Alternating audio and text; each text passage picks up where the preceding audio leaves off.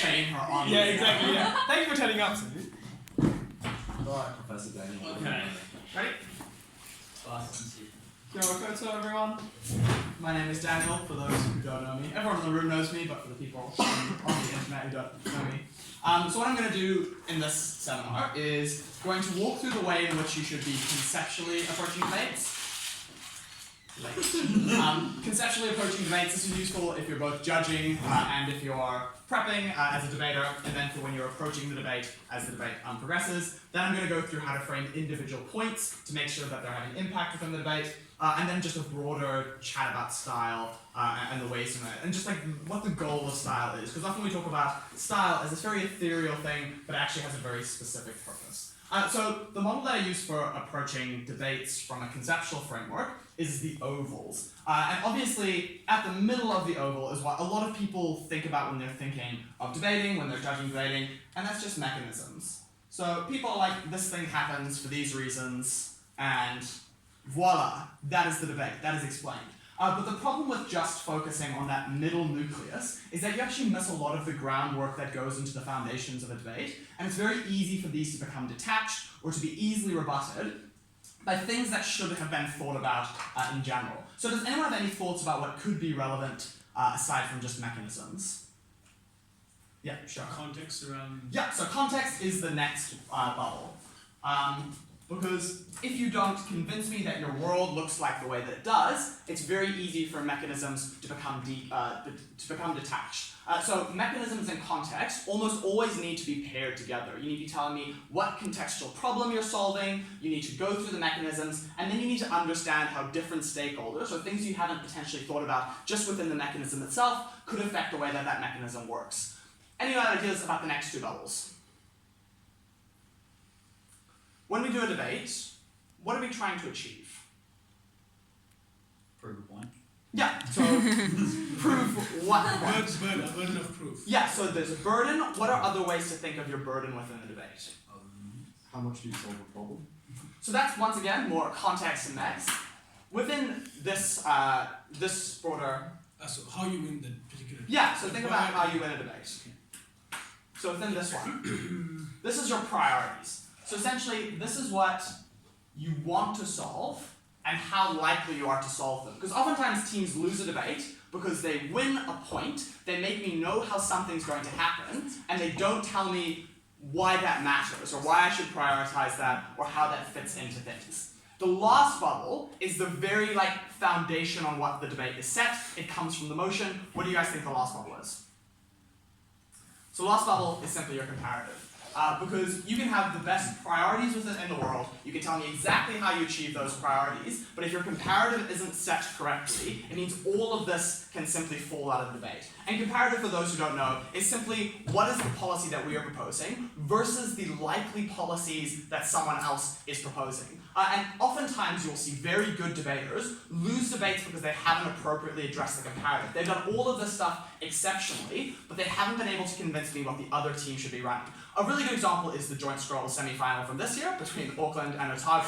The reason why we lost that debate is because we didn't correctly identify the comparative being all particular types of actions. The debate was about a duty for Māori politicians to criticize policies that weren't within Māori interests. And we decided to run a lot of our material based around quite high priority examples, things like the Foreshore and Seabed Act, and what we misidentified is that they just conceded all that material. And they said what this debate is about a very narrow set of circumstances, and that's the comparative on which the debate is fought. So when I'm doing a prep, or when I'm thinking in, say, second or third about how to approach the debate, I think about it in this order. I think about, firstly, what is the comparative? How do I make sure that the foundations of the debate are operating on something stable? Secondly, what do I want to prove? What are the problems that we care about? How do we solve those specific problems? Then I think about context and mechanisms, and this becomes the core of the points in which I'm operating. So if you guys do silent preps, what I would, sorry, it's being recorded. What I would encourage you to do is to literally just devote a little bit of your time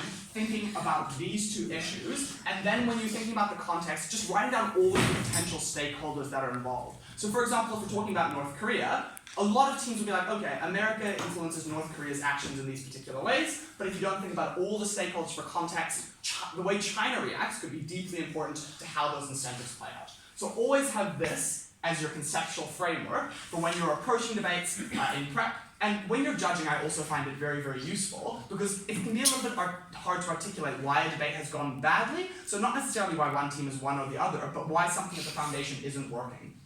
And spending a little bit of time figuring out these issues is actually really important as I think the starting point for judging any debate. There is actually one broader bubble above all of these things, and that's simply definitions. Within debates, sometimes teams will just define things in weird ways. They'll try and squirrel the motion, they'll try and accept particularly low burdens. So the one extra thing you can do is just make sure that you've got a really solid focus on what the definitions in the debate are, that you know what all of the words mean.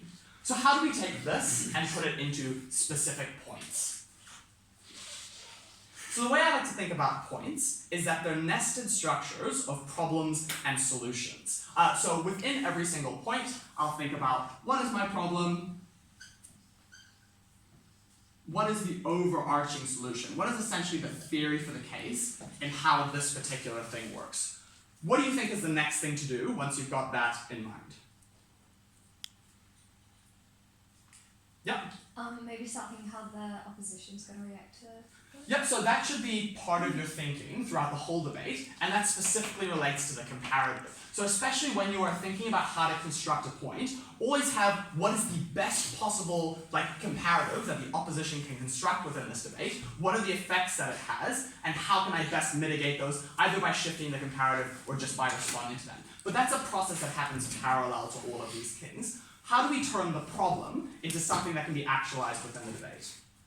So what you do is you turn your problem into a specific outcome, and that is the outcome that you want to happen within the debate. Often someone will miss this step. They won't clearly identify the problem, which means when they tell me the outcome, it's a little bit unclear why I care about this outcome, or they'll tell me a problem without telling me what it looks like when they've solved it, which means the mechanistic stuff that comes after it feels delinked from actually achieving a solution to the problem. And where I think this is important is often teams will mismatch their outcome with their problem. Either they'll super inflate their problem and then have a really small outcome that doesn't really fix it, or they'll have a really, really meaningful outcome that they haven't properly contextualized through the lens of a problem. So when we've got this as the overarching framework from a point, then we have to go into the sub-points or how we make it work. And often, the problem and solution works exactly the same way, but in a micro level. So that's where you have things like sub-problems and sub-solutions, and you're really just walking through all of the different ways, using exactly the same structure, but on a more micro level. To achieve this outcome, what are the sub-problems I need to overcome? How do I create a nest within it that means I'm answering each of the problems? And if you do that nicely at first, it becomes super easy at second to then be like, these are the ways we set up the problems and sub-problems, these are the sub-problems that were responded to. I can really focus my analysis on those and be a little bit more efficient within your speech. And then the last thing you do is you just do all of the mechanistic stuff. How do I achieve this? What are the mechanisms? All the stuff that exists within these two bubbles that a lot of people think is dominant in the debate. The last thing I do within the point is I impact it. What do you guys do when you impact a point? What do you think is important when you're explaining to a judge at the very end why they should care about this point? Yeah? You talk about its priority in the debate and also its comparative. Yeah, that's really good. So you start from the problem, this is what you're solving, this is why it's important, you really sum that up, you do it on a comparative level, this is what we've achieved relative to what they've achieved. So thinking about these two things, but then what I like to do is ask myself two more questions, and this is important. You ask yourself whether the point is necessary to win the debate, and then you ask yourself, is the point sufficient to win the debate? Those two questions are really nice, because if a point is necessary to win a debate, it's really important for you to win that point. So spend a lot of time on that point, really make sure you've done it, because if you've lost that point, you can't win the debate. On the other hand, if a point is sufficient, that's also really useful, because it means what you can tell the judge is that even if I lose all the other points within the debate, I can still win the debate for these reasons. Giving, explicitly outlining for the judge how much, not just that they should weigh this heavily, but how much they should weigh this relative to the other things, works really nicely through the framework of necessity and through sufficiency. And of course, there will be points that fit neither of these, and those will just be your useful points. But what I really want you to ask yourself is when I'm saying something, how does it actually achieve solving one of the sub-problems, solving my major problem, and then fitting into the necessity and sufficiency arguments. Because that's the only way in which you can really have points that don't just become delinked. And often when judges are judging, they'll hear you say something, they won't really write it down, they won't really care, and that's because they can't see why it's particularly relevant to them. So, this is the structure you need within your points. Well, just the broader ideas you need within your points, and then second and third, you start with the idea that you're solving this problem, and then you fix the things within the mechanisms that have gone wrong or the responses. Does anyone have any questions about the conceptual framework, or how we then break that into points? So how does what you've put up there like correlate to a more sort of like traditional point setup, which would be like your context and your characterization, your mechanisms, your outcome? Like how does that translate? That stuff, I think is like, it's the real like kernel of the point. That's the stuff you do within here. You're like, okay, I've identified my sub-problems, I've identified what I want to come out with it.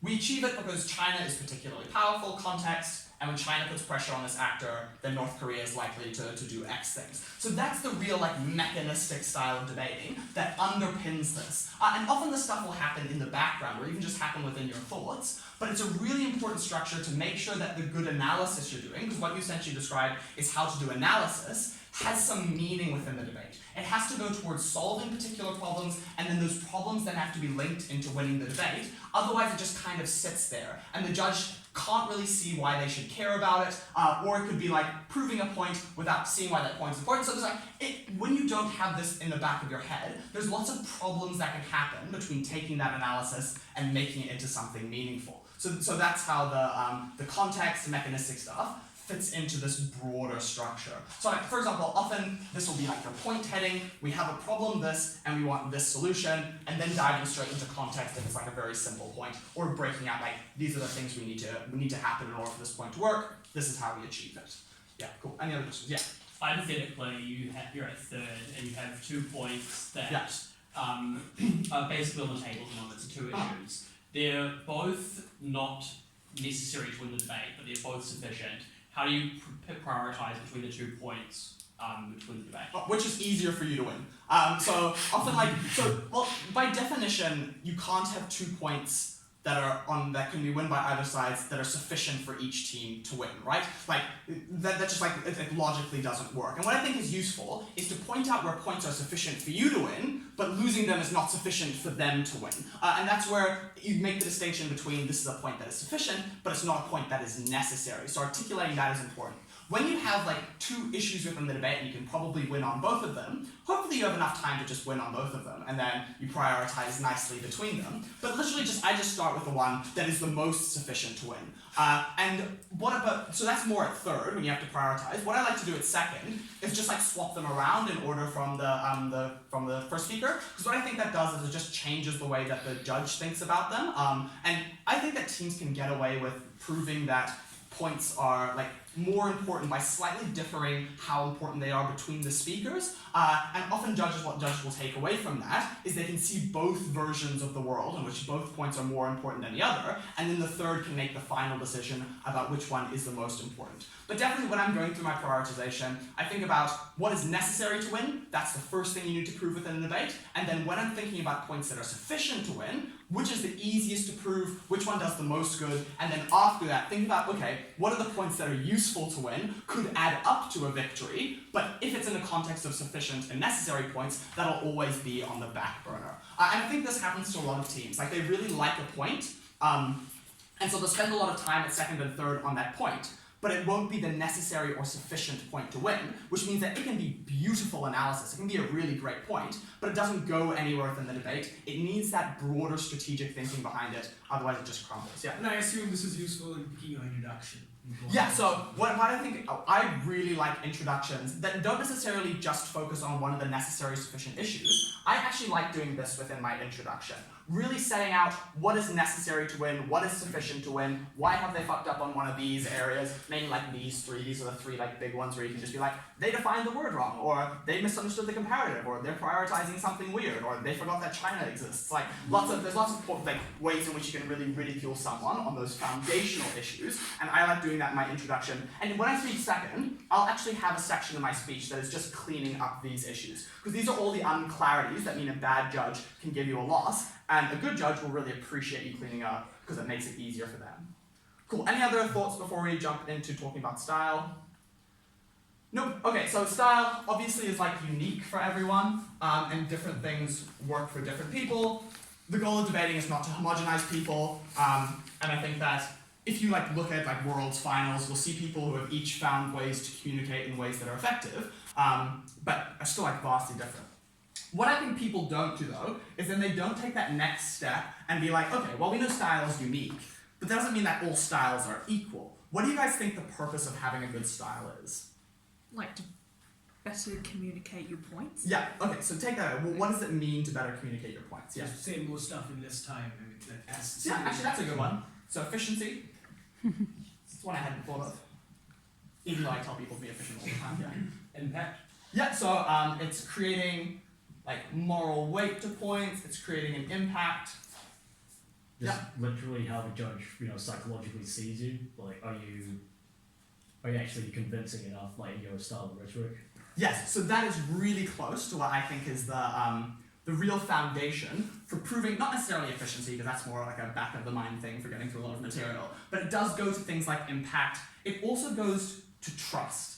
I think trust is one of the most underrated concepts within debating, because as we all know, anyone can lie within a debate. Lots of people do lie within a debate, and when you boil debating down to its foundations, in the end, it's just competing assertions. One person says the world is this way, one person says the world is this way, and a judge has no ability to distinguish between those, and that's where I think style inserts itself. What style does is it allows the judge to trust what you're saying is true, and the way in which I think they do that is by your sense of certainty. If you don't feel like you believe your own points, if you aren't able to convince the judge that you believe your own points, you can't then convince the judge to believe your assertion over other people's assertions. Because in the end, that's just what debating is. It's a lot of people making educated guesses about things, and some people doing it in a way that conveys certainty a lot better. And I actually think that when you start thinking about style in terms of how do I make the judge feel like I'm really certain about this piece of information, or I'm presenting it in a way that makes me believe you and trust you beyond what they know, that is when you get to the heart of why like an effective style is. There's like a couple of other things that I think are important to talk about style. One is just like the negative sense. So I just think style is the absence of distractions. Like a lot of the time, style doesn't help you, but style can hinder you. And that's like making sure that your points are ordered in like a logical way. That's things like not being too extreme, not being too aggressive, like not being too demure, like finding that middle balance while still having that variation between different people, I think is important, just to make sure that your style isn't getting in the way. So if you are someone who's very new to debating, I think this should actually just be your top priority. Figure out a way to debate that doesn't distract the judge from what you're saying. Then your second step is creating a style that helps people have a sense of certainty.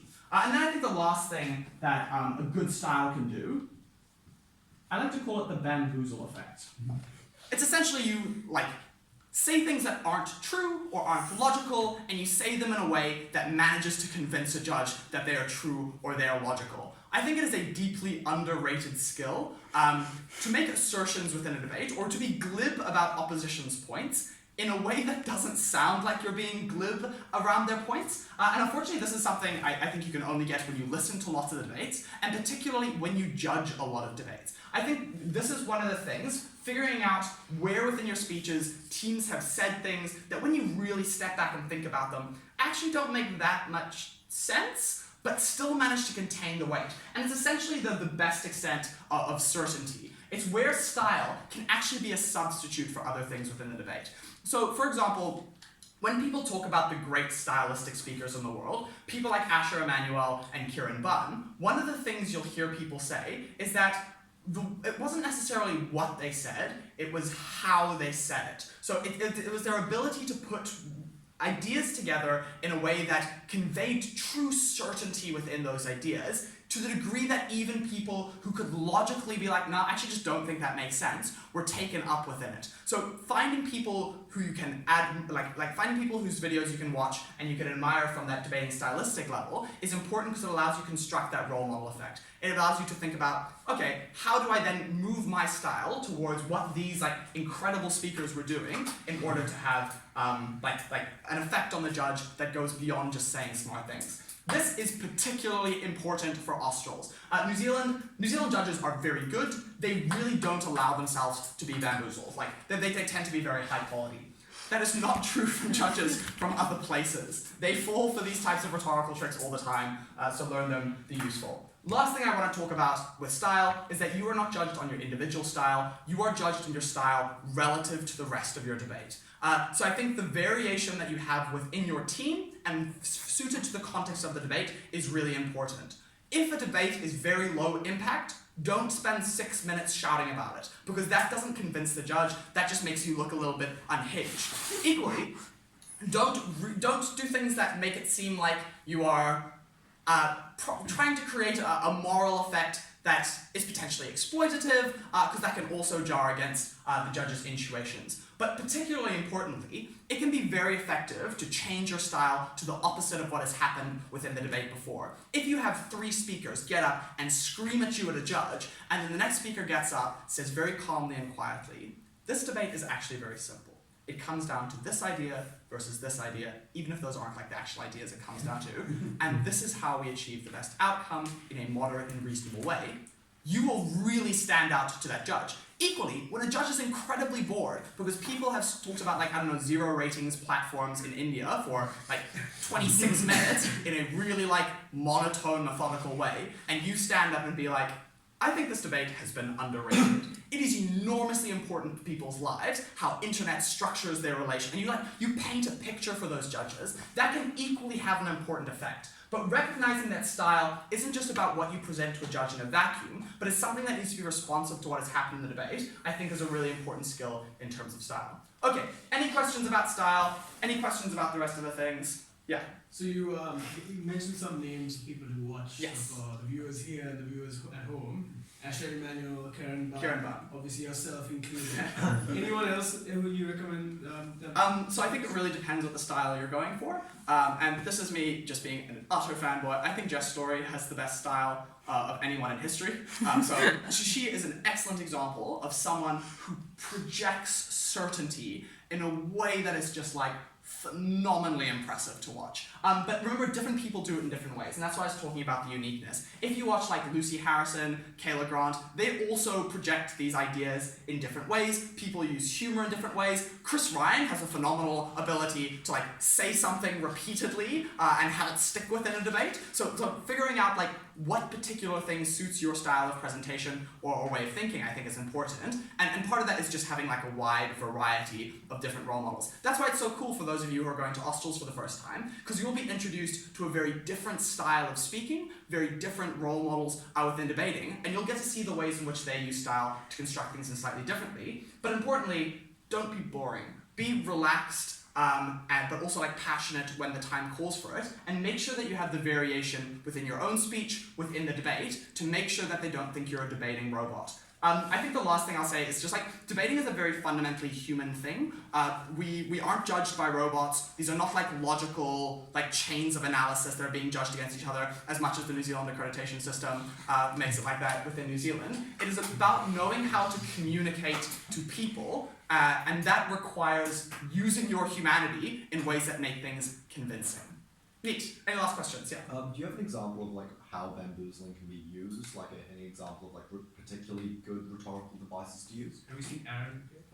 Yes, actually, I think that's a phenomenal example. Like Aaron is has just like incredible debate craft in the way he structures ideas without knowing too much about it, in ways that shield the fact that he isn't like adding like real concrete examples to it, but rephrasing the analysis in those ways. That's like it's a very effective technique. The way he uses the word manipulative, I think, is a beautiful thing. And I've tried to work into my own speeches. But like at its core, bamboozling it's like a little bit of a misnomer, because essentially it's about the idea of competing assertions. It's just the ability to get away with like egregious assertions in ways that make it seem like analysis. So one thing there, I think Aaron also has an example of bamboozling. You could use it when responding to points to make it sound to the judge that the other side hasn't done much, but not sound mean. So one thing Aaron recommended was at second to be like, so we heard limited response to this, and then make it sound like you're trying to do the work for them, trying to be a little